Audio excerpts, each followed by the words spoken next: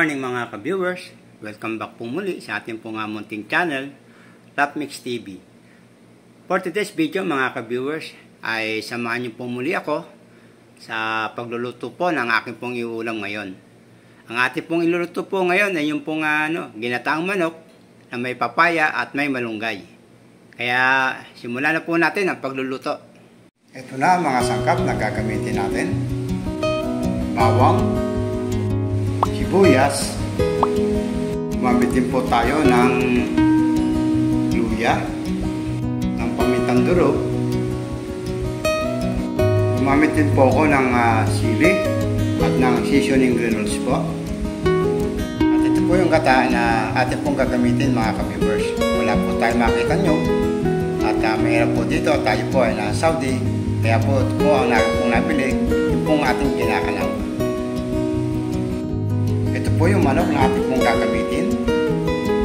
Lalagay po tayo ng papaya at daon ng malunggay.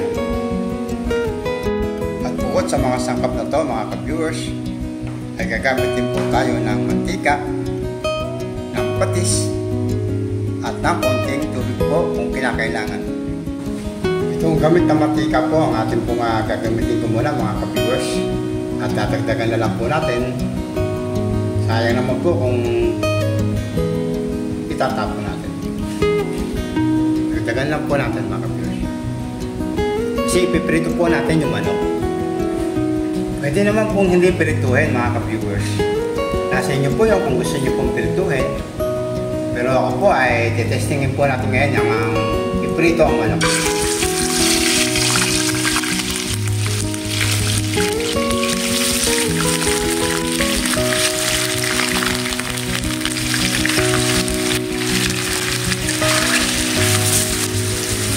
Antayin lang po natin siya mag-golden brown mga ka-viewers.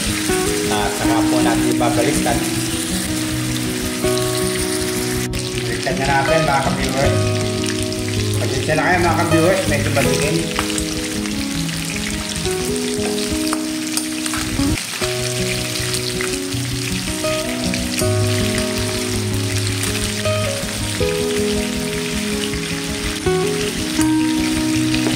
Kaya lang po natin mag-golden brown po yung pong ilalim po mga ka-viewers bago po natin i-set aside. Okay na po mga ka-viewers, tanggalin na natin.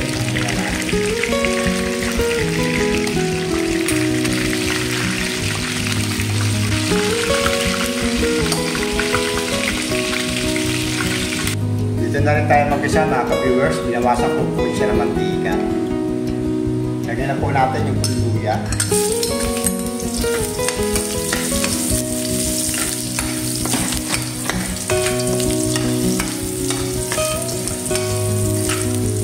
Yung bawang.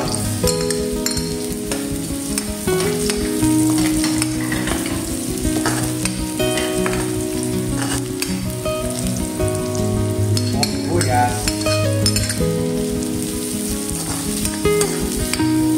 Ano ang problema kahit ano unahin nyo? Sibuyas, bawang, luya. At yan lang po natin pangkot po yung sibuyas po mga ka-viewers. Okay na mga ka-viewers. Tingnan natin yung manok.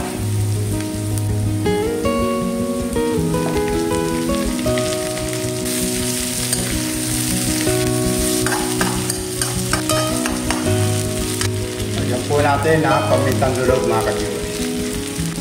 Lagyan natin po natin ang patis.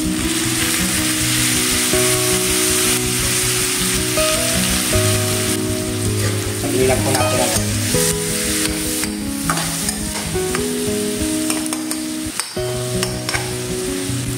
Lagyan na po natin yung seasoning granules natin mga ka-viewers.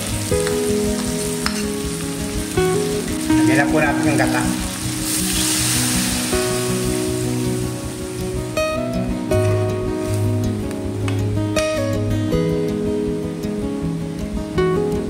Lagyan natin mga ka-viewers yung pong papaya. Kasi po matigas po yung papaya. Para habang lumalambot po yung manok natin, lumalambot na rin po yung papaya. Kahit papaya mga ka-viewers. Yung manok, kahit na piraso lang. Siguro din po lang natin mga ka-viewers na yung pong papaya po nasa ilalim po ng gata. Para madali sa maluto. Pan muna natin mga ka-viewers. Buksan na natin mga ka-viewers. Tingnan na natin. Yun. Pasensya na kayo mga ka-viewers. Maganda sana yung gata ng nyug talaga. Pero okay na rin yan. Tingnan po muna natin kung malambot na po yung papaya. Pwede na mga ka-viewers. Pampanghang.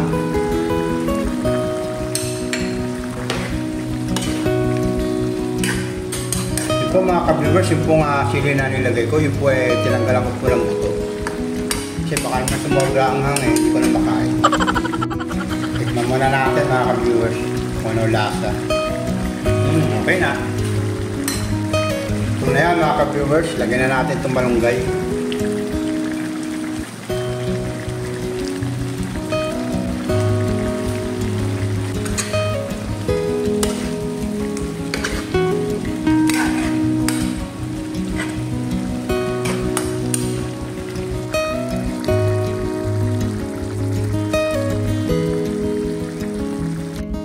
Natin patayin mga ka-viewers, luto na po yung ating pong ulam.